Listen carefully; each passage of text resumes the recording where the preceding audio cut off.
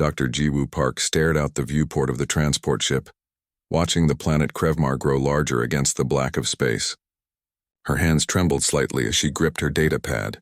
In all her years studying alien species, she had never been this nervous. The briefing had been clear. The Krevathi were dangerous. Every species in the Galactic Assembly said so. They were apex predators, warriors with razor-sharp claws and teeth designed to tear through flesh. Their homeworld was a death trap of aggressive fauna and harsh conditions. No diplomat had successfully made contact with them in over 50 years. Most species refused to even try anymore. But humanity was different. Humanity was new to the galactic stage, and they still believed in second chances. Or maybe they were just too stubborn to listen to warnings. Nervous? Commander Taehyun Choi's voice came from beside her. He was checking his pulse rifle for the third time, his security training evident in every careful movement. Jiwoo nodded. Terrified, actually. What if the other species are right? What if we're walking into a massacre? Taehyun smiled, though it didn't quite reach his eyes. Then I do my job and get you out. But I don't think it'll come to that. The Krevathi agreed to this meeting. That means something. The ship shuddered as it entered the atmosphere. Through the viewport, Jiwoo could see a landscape of dark purple forests and crimson mountains. Two suns hung in the sky, casting everything in shades of orange and red. It looked beautiful and alien and completely terrifying. The settlement came into view as they descended. It wasn't what Jiwoo expected. Instead of crude structures or military fortifications, she saw elegant buildings made of dark stone and polished metal. Gardens grew between the structures, filled with plants that glowed softly in the double sunlight. It looked like a place where people lived, not where monsters lurked. The transport landed in a clearing at the edge of the settlement. Jiwoo's heart hammered in her chest as the door opened. Taehyun exited first, his weapon lowered but ready. 4 other security officers followed, forming a protective circle. Jiwoo stepped out last, her legs unsteady. A group of Krevathi waited for them. They were massive. The shortest stood at least 7 feet tall, with the largest reaching nearly 9. Their bodies were covered in scales that shifted between black and deep green, catching the light like oil on water. They walked on 2 legs like humans, but their posture was different, more predatory. Long tails swayed behind them for balance. Their faces were angular, with large eyes that glowed amber in the shadows. When they breathed, Jiwoo could see rows of sharp teeth. Every instinct in her body screamed to run. But Jiwoo forced herself to stand still. She had studied their basic language, learned what little was known about their customs. She raised her empty hands, palms forward, in what her research suggested was a peaceful greeting. The largest Krevathi stepped forward. The scales around his neck were darker, marked with white patterns that suggested age and status. His amber eyes fixed on Jiwoo with an intensity that made her want to look away, but she held his gaze. I am Vekra, he said in heavily accented but clear Standard Galactic, chieftain of this settlement. You are the humans. Yes, Jiwoo replied, proud that her voice didn't shake. I am Dr. Jiwoo Park, xenobiologist and cultural specialist. This is Commander Taehyun Choi and his security team. We come in peace, seeking understanding between our peoples. Vekra's head tilted slightly. His tail swished once, twice. Jiwoo wished she knew what that meant. The galaxy fears us, he said simply. Why do humans not fear? We do fear, Jiwoo admitted. Fear is natural when meeting the unknown, but we believe fear should lead to understanding, not hatred. Something flickered in Vekra's eyes. Surprise, maybe, or respect. Come, he said.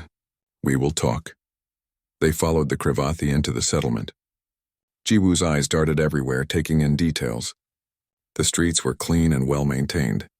The buildings showed artistic touches, carvings and decorations that spoke of a culture that valued beauty.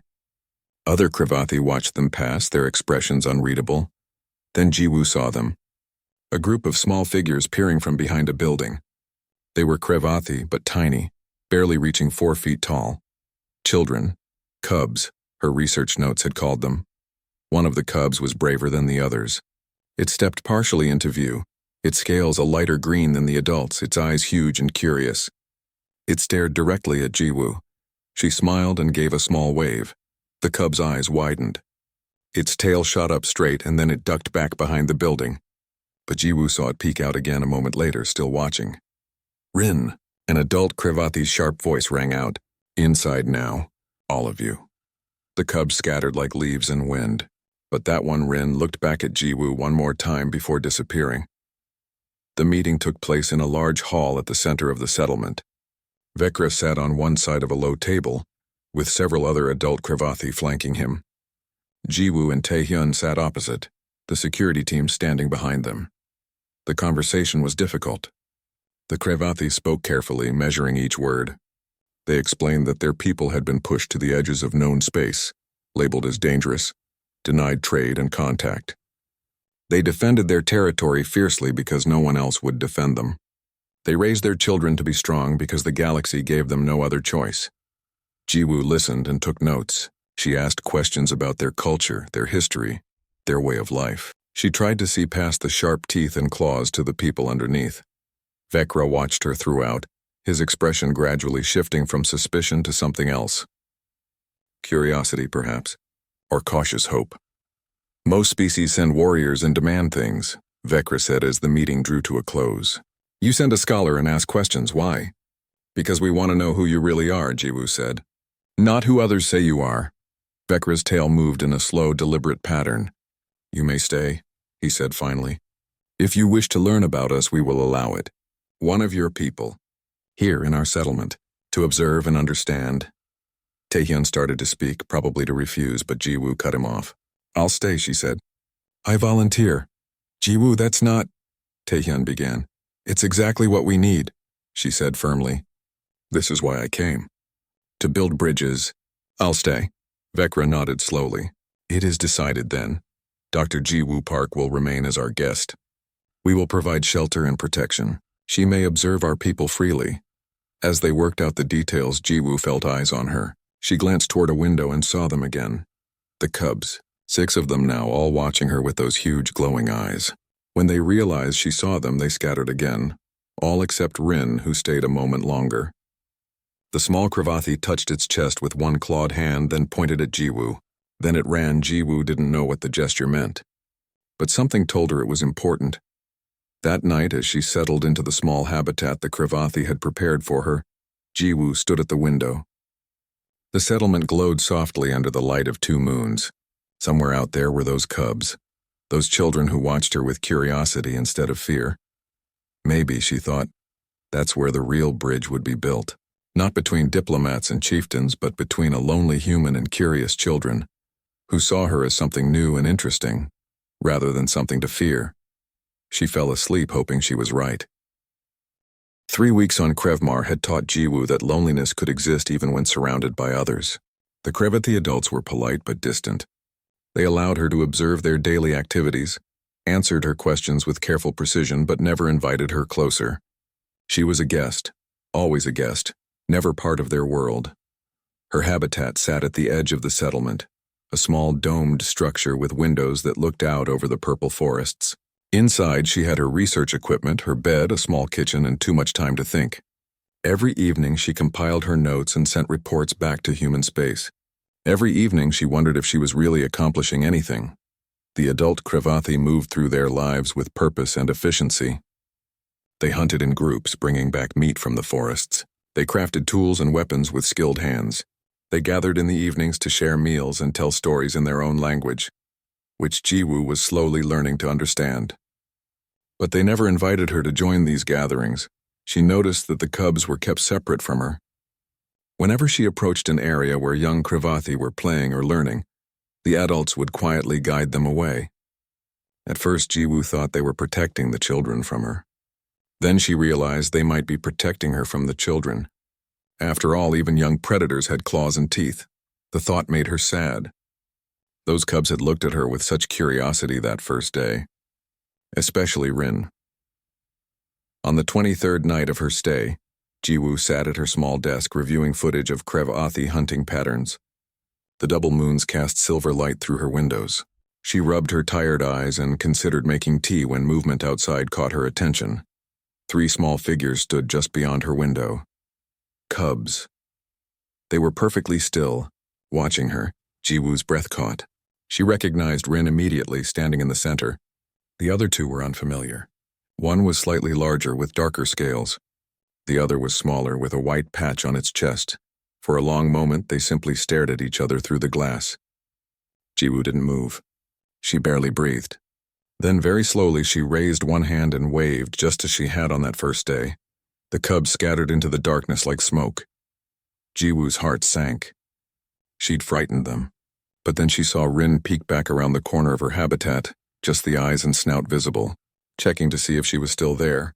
Jiwoo smiled and waved again, more gently this time. Rin's head tilted. Then the cub disappeared. The next evening, Jiwoo made sure to sit by her window as darkness fell. She pretended to work on her datapad but kept her attention on the world outside. They came again. This time there were 3 cubs, including Rin. They approached more carefully than before, staying low to the ground. When they reached the window, they didn't run. They sat down about 10 feet away and watched. Jiwoo set down her datapad. She looked at them and smiled. She didn't wave this time, didn't make any sudden movements. She just let them observe her. After several minutes, Rin stood up. The cub approached the window slowly, tail low and cautious. When it reached the glass, it placed one small clawed hand against it. Jiwoo placed her hand on the glass opposite Rin's, matching the gesture. Rin's eyes widened. The cub made a soft chirping sound, and the other 2 cubs immediately rushed forward, placing their hands on the glass too. Jiwoo laughed quietly. She used her other hand to match one more cub, wishing she had a third hand for the last one. They stayed like that for a few minutes, hands against glass, studying each other.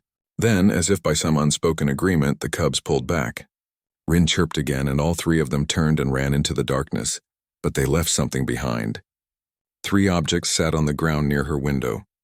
A smooth stone, gray and round, a piece of twisted metal, probably from some old piece of equipment, and a flower, one of the bioluminescent blooms that grew in the settlement gardens, glowing soft blue in the darkness. Jiwoo stared at the objects for a long time. Then she carefully went outside, collected them and brought them inside.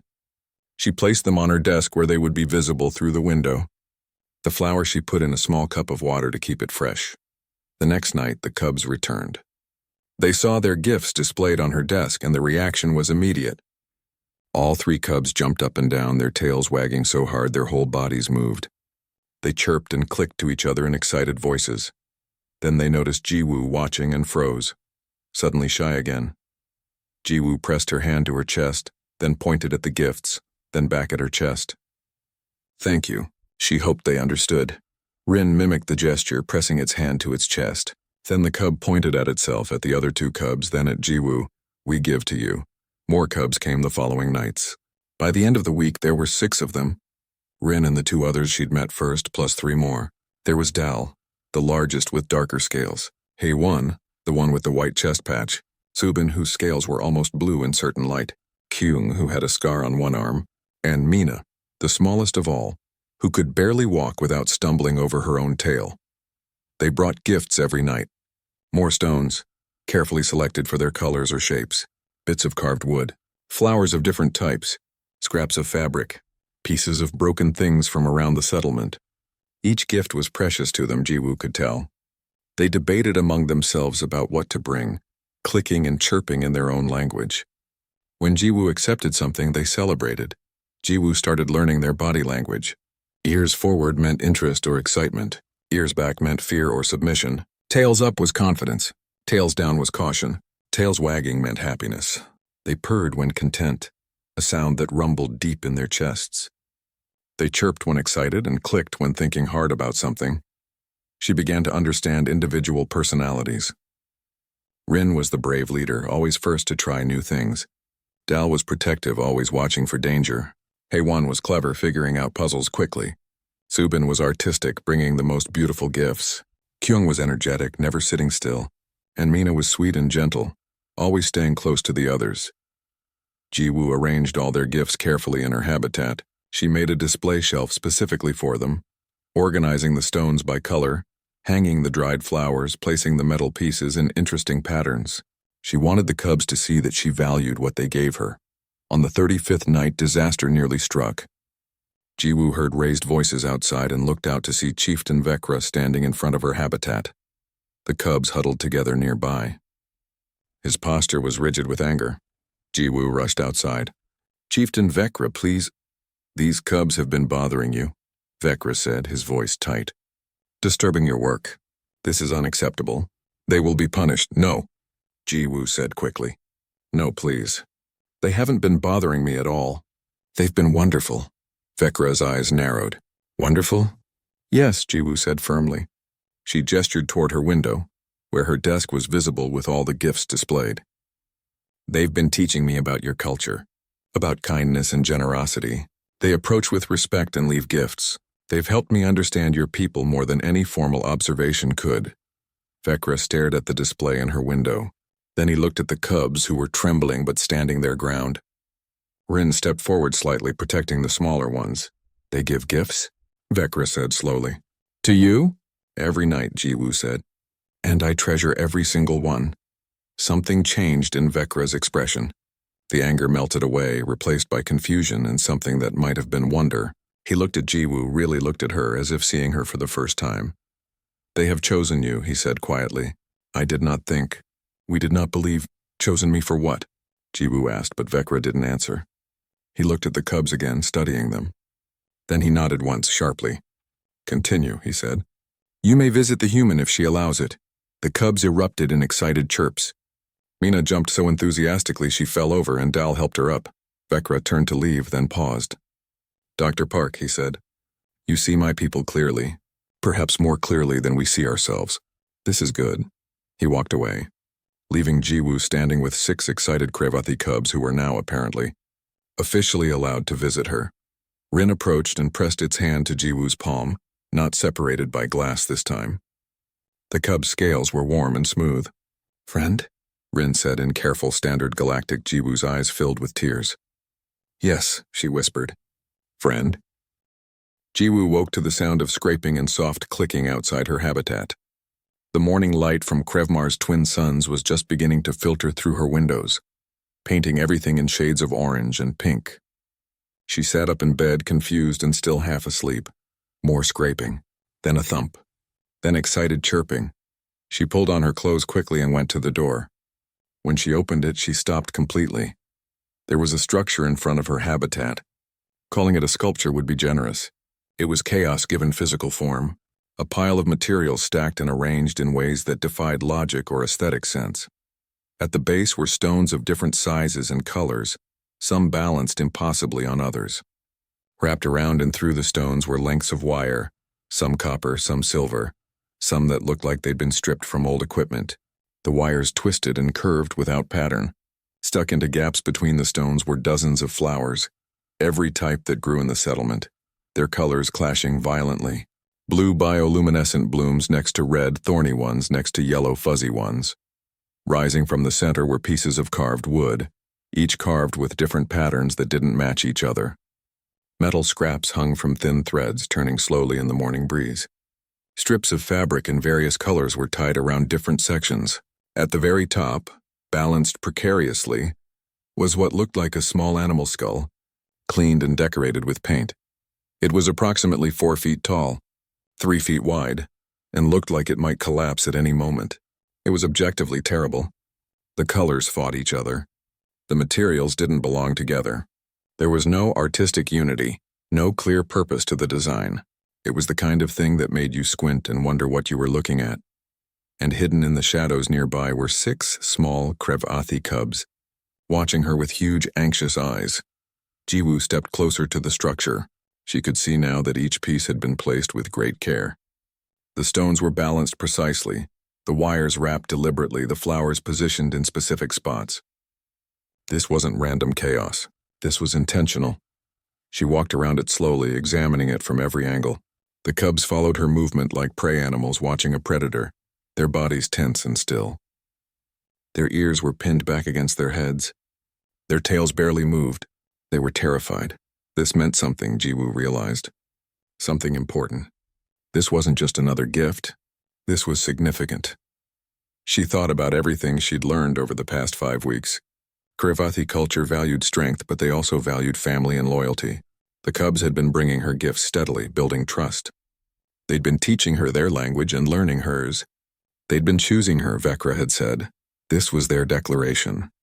Their statement. Their masterpiece. All 6 cubs had worked together on this. She could see Rin's bold choices in the central structure, Dal's protective placement of stronger stones at the base, Haewon's clever wirework, Subin's artistic arrangement of flowers, Kyung's energetic addition of hanging pieces, Mina's careful placement of the smallest, most delicate items. This was everything they were, everything they had, given to her in one chaotic, beautiful gesture. Jiwoo felt her eyes fill with tears. She turned to look at the cubs. They were shaking now, especially little Mina. They'd put their hearts into this, and they were waiting to see if she accepted it or rejected it. She knelt down in front of the structure, not caring that the damp ground soaked into her pants. She reached out and touched one of the stones gently, then a flower, then a piece of wire. She studied every detail like it was the most precious thing in the world. Then she stood and faced the cubs. She placed both hands over her heart and spoke in their language, words she'd been practicing for weeks. "This is beautiful," she said clearly. "The most beautiful thing anyone has ever given me. Thank you all." The effect was instantaneous. 6 cubs exploded out of the shadows, chirping and clicking and purring all at once. They jumped and spun and crashed into each other in their excitement. Mina tripped over her own tail and rolled, and the others piled on top of her in a tangle of scales and tails and joy. Rin recovered first and ran to Jiwoo, skidding to a stop just in front of her. The cub looked up at her with shining eyes. "Beautiful?" Rin asked in standard Galactic. "Really?" "Really," Jiwoo said, and she meant it with everything in her. Because it was beautiful, not in the way art galleries defined beauty, but in the way that mattered. It was love made visible. It was trust built in wire and stone. It was 6 children saying, "You are ours and we are yours." She pulled out her datapad and took photographs from every possible angle. She documented each section, each piece, each detail. The cubs watched with growing pride, standing taller, their tails lifting high. Other Krevathi began to emerge from their homes, drawn by the noise. They saw the structure and stopped. They saw Jiwoo photographing it like it was a precious artifact. They saw the cubs practically glowing with happiness. Word spread fast. By mid-morning, a crowd had gathered. Adults stood in a respectful circle, watching Jiwoo as she carefully examined every part of the cub's gift. Some adults looked confused. Some looked surprised. One older female, who Jiwoo later learned was named Hyori, looked like she might cry. Chieftain Vekra arrived last, his expression serious. He pushed through the crowd and stopped when he saw the structure. His eyes went wide. He looked at the cubs, then at Jiwoo, then back at the chaotic sculpture. "Do you know what this is?" Vekra asked Jiwoo quietly. "A gift," Jiwoo said. "From the cubs to me." "It is more than that," Vekra said. He gestured to Hyori, the older female. "Elder Hyori is our keeper of traditions." "Let her explain." Hyori stepped forward. Her scales were gray with age, and she moved with careful dignity. She studied the structure for a long moment, then turned to Jiwoo. "Among our people, gift-giving is important," Hyori said in slow, careful standard Galactic. "Cubs learn to give gifts to their parents, to their teachers, to their pack. It teaches generosity and connection, but there is one gift that is special above all others." She pointed at the structure. "This is called a pack bond gift. It is made only once in a cub's life and only for someone they choose as family. Not family by birth, but family by choice. These 6 cubs have declared you their pack mother. They have adopted you." The words hit Jiwoo like a physical force. She looked at the cubs, who were all nodding enthusiastically. Mina was crying happy tears and Dal had his arm around her shoulders. "I don't understand," Jiwoo said. "I'm human. I'm not Krevathi. How can I be their pack mother?" "Biology does not make family," Hyori said simply. "Love makes family. These cubs have chosen love." Vekra's voice was thick with emotion when he spoke. "In our history, no outsider has ever been given a pack bond gift. We did not think it was possible. We believed our cubs would instinctively reject those who were not Krevathi." He looked at Jiwoo with something like wonder. "You have changed what we thought was unchangeable." Jiwoo's tears spilled over. She knelt down and opened her arms. All 6 cubs crashed into her, a pile of scales and purrs and joy. They were surprisingly warm, and their purrs vibrated through her whole body. She held them as tightly as she could, these children who had chosen her across the barrier of species. "I accept," she said, her voice breaking. "I accept your gift. I accept your choice. You are my pack and I am yours." The adult Cravathi in the crowd made a sound, a collective rumble that came from deep in their chests. It was approval, Jiwoo realized. Acceptance.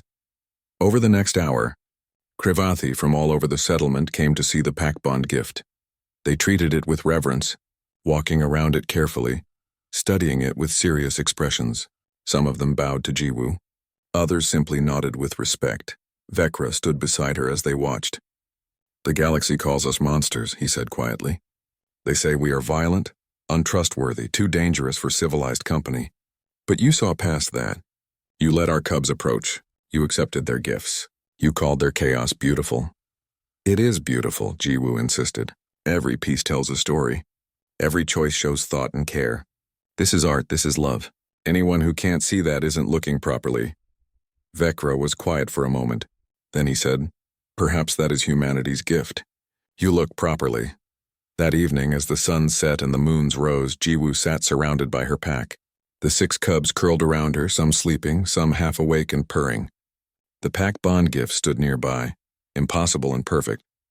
Jiwoo updated her report to Human Command. She attached the photographs and wrote, "First contact has been successful.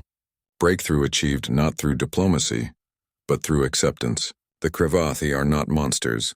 They are people who value family, loyalty, and love. And 6 of their children have just taught me that beauty isn't about perfection. It's about meaning. Send recommendation. Full alliance with Cravathi people. They will be humanity's strongest friends."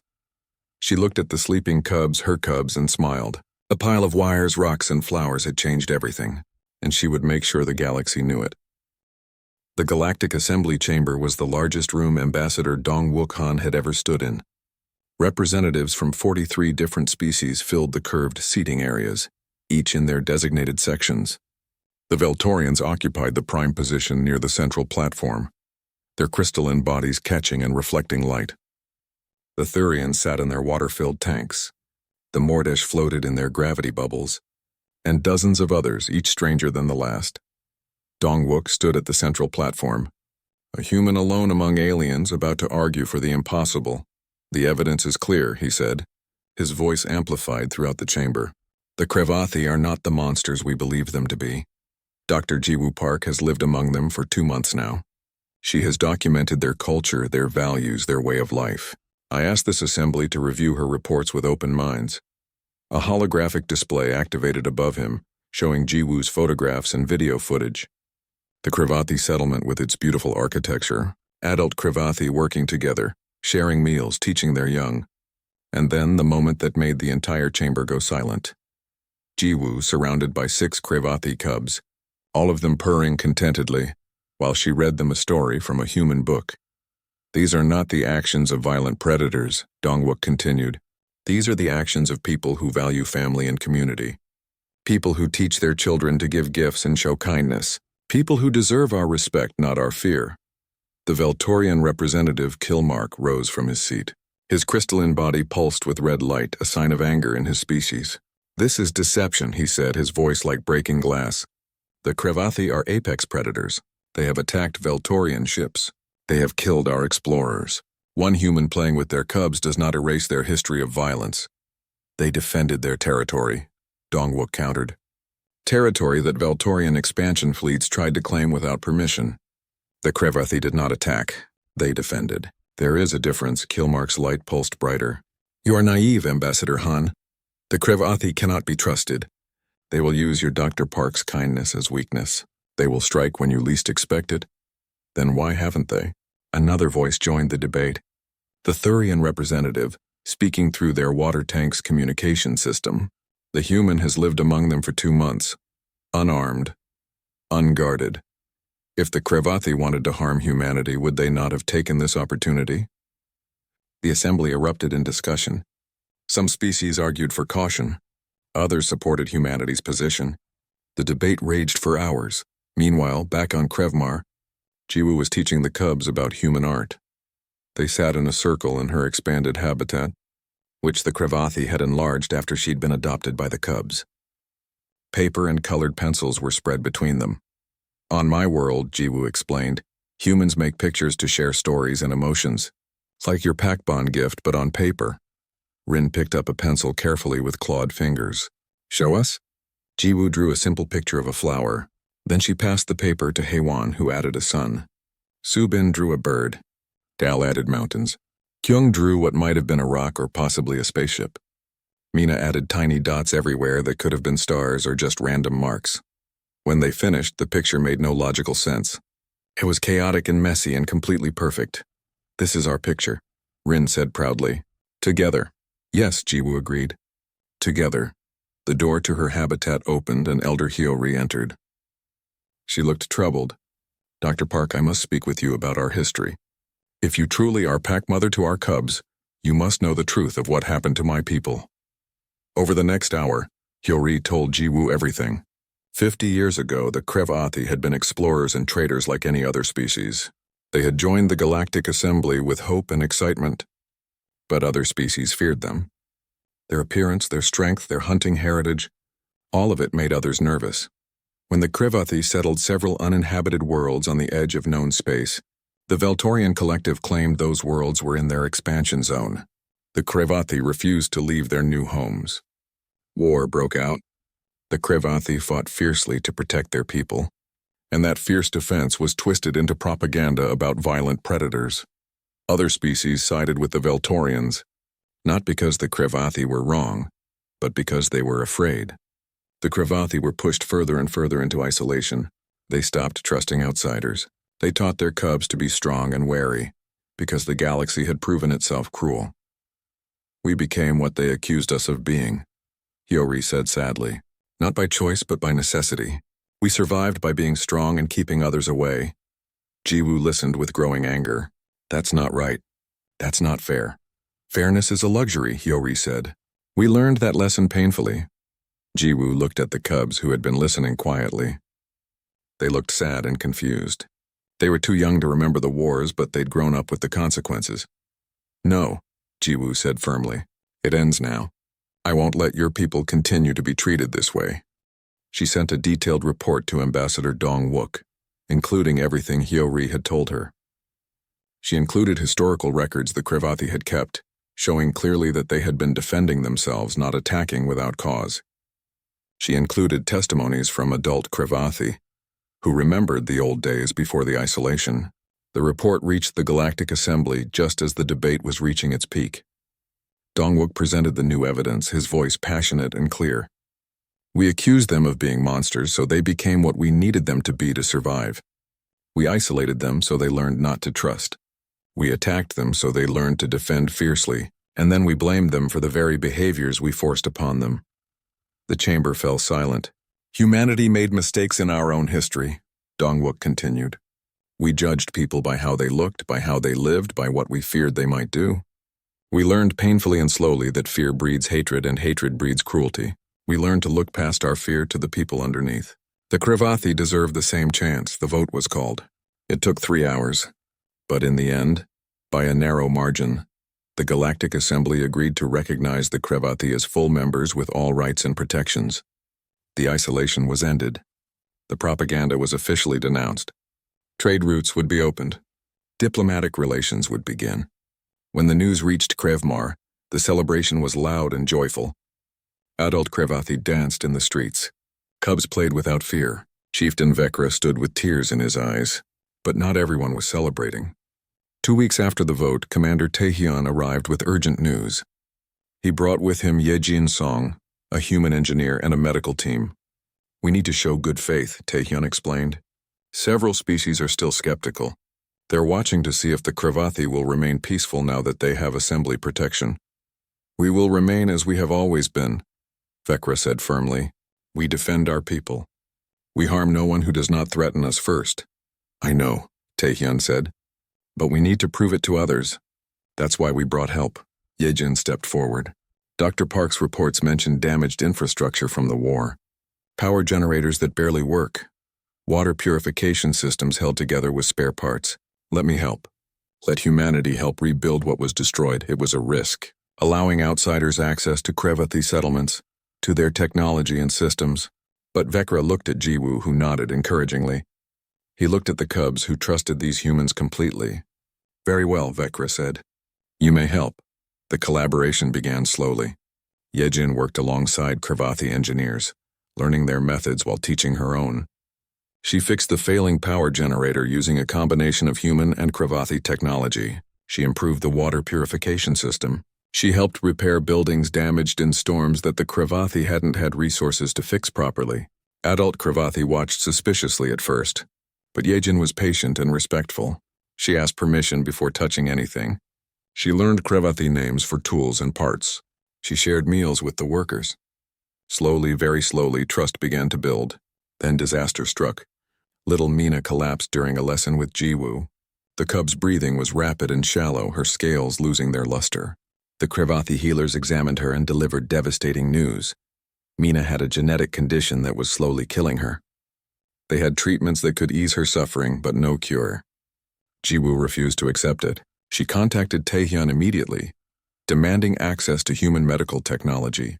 The medical team he'd brought examined Mina, ran tests, and discovered something hopeful. Human gene therapy techniques adapted for Cravathi biology might cure the condition. It was experimental. It was risky. But without it, Mina would die within months. Jiwoo held Mina through the treatment, whispering encouragement while human doctors and Cravathi healers worked together. The other cubs huddled nearby, scared and silent. Adult Cravathi filled the medical building, watching with anxious eyes. The treatment took 6 hours. When it was finished, Mina was weak but stable. The doctor said they needed to wait to see if it worked. 3 days later, Mina woke up hungry and energetic. The genetic markers for her condition were gone. She was cured. The effect on the settlement was profound. Adult Cravathi, who had been holding back their trust, suddenly opened up. If humans would work this hard to save one small cub, if they would share their advanced medicine freely, then maybe they truly were friends. Vekra approached Jiwoo that evening. "You saved Mina's life," he said simply. "We saved her," Jiwoo corrected. "Human medicine and Cravathi knowledge together. That's what worked." "Yes," Vekra agreed. "Together." He paused. "The galaxy is watching us. They expect us to fail, to prove them right about us being monsters. We will not give them that satisfaction. We will show them what the Cravathi truly are, strong, loyal, and capable of great friendship." Jiwoo smiled. "And we'll show them what humans truly are, stubborn enough to believe in second chances." Across the galaxy, the news spread. Humans and Cravathi working together. Humans saving Cravathi lives. The images of Jiwoo surrounded by healthy, happy cubs reached every species. Public opinion began to shift. Maybe, just maybe, everyone had been wrong about the Cravathi, and maybe humanity was showing them a better way forward. 6 months after Dr. Jiwoo Park first arrived on Krevmar, the Galactic Assembly held a historic vote. The Cravathi were officially recognized as full members with complete rights and protections. Trade agreements were established. Diplomatic channels opened. The 50 years of isolation were finally over. But Jiwoo barely paid attention to the political victories. She was too busy watching Rin teach a group of young Thurian diplomats how to identify edible flowers in the settlement gardens. The Thurians, in their environment suits filled with water, moved slowly and carefully.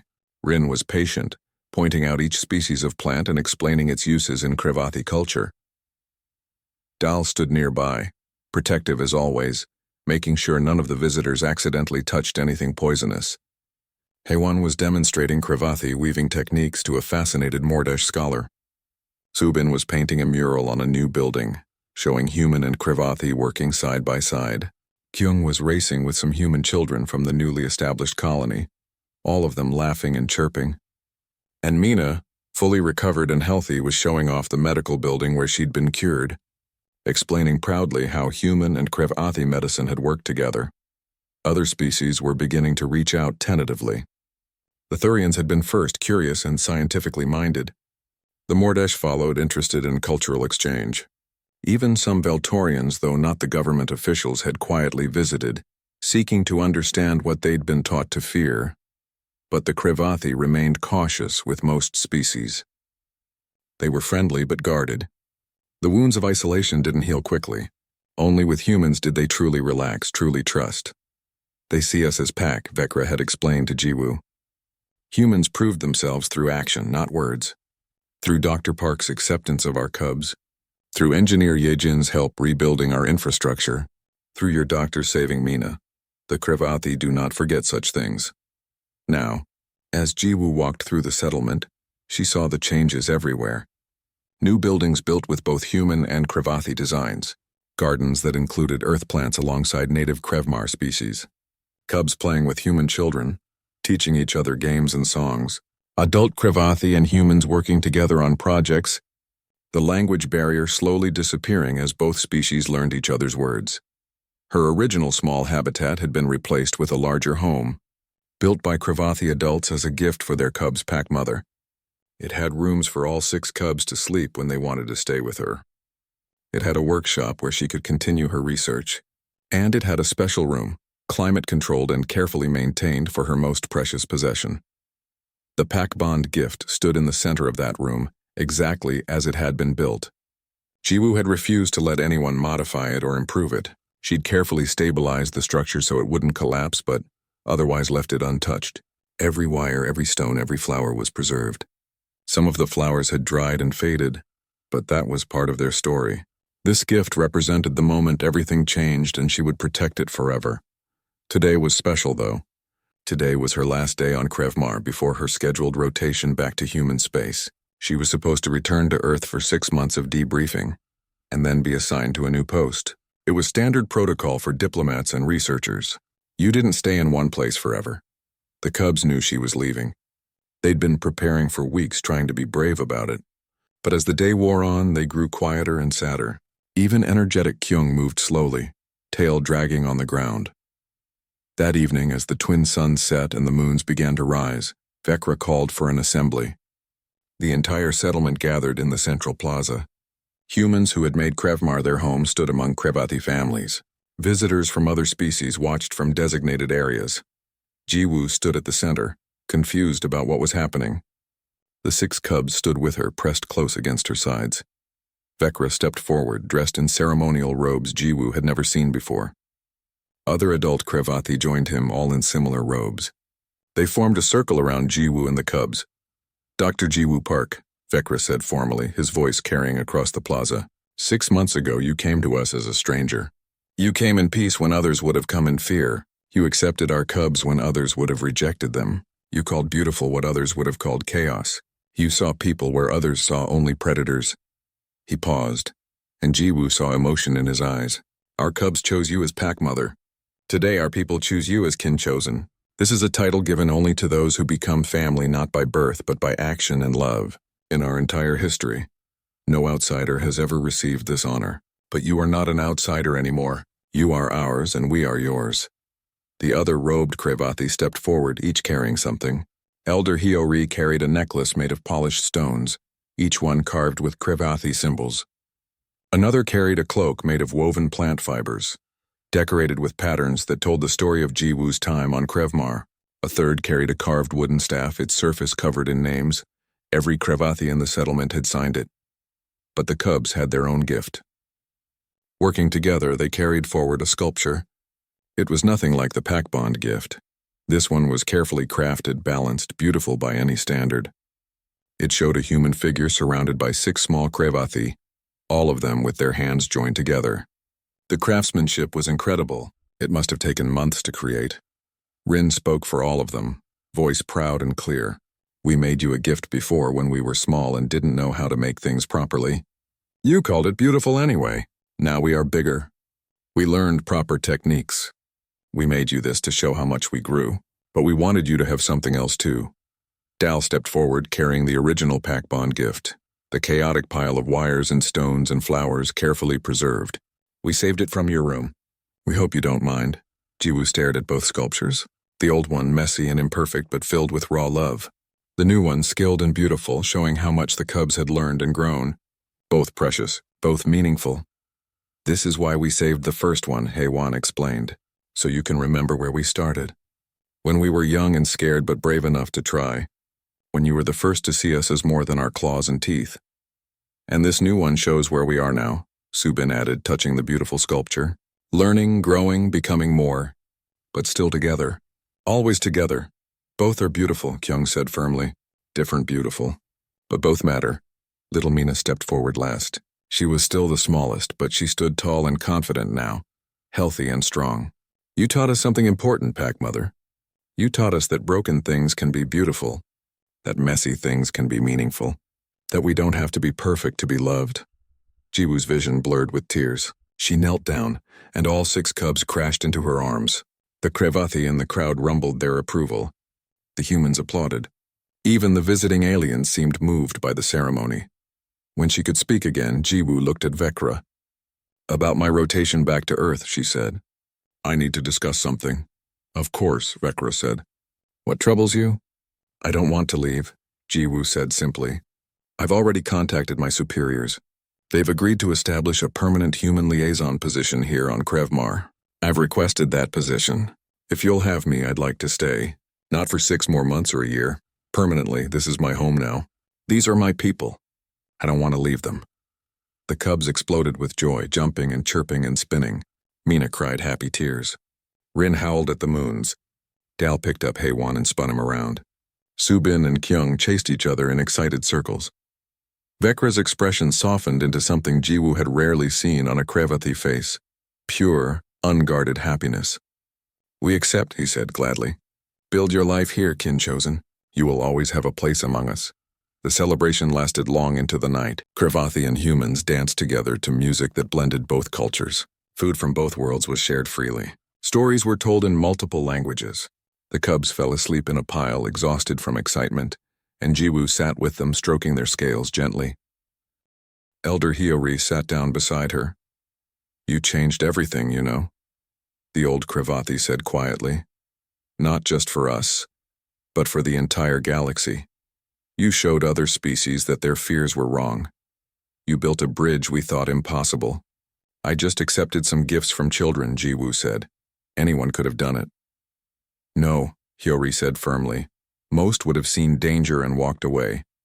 Most would have seen our cubs' chaotic gift and called it garbage. Most would have let their fear decide for them. You chose love instead. That is not common. That is exceptional." Jiwoo looked at the 2 sculptures that now stood side by side in her new home. The messy one that started everything. The beautiful one that showed growth and learning. Both telling the same story. That connection matters more than perfection. That understanding matters more than fear. That love can bridge any gap if you're brave enough to try. Over the next weeks, more humans arrived to establish the colony. They came not as conquerors or researchers, but as neighbors and friends.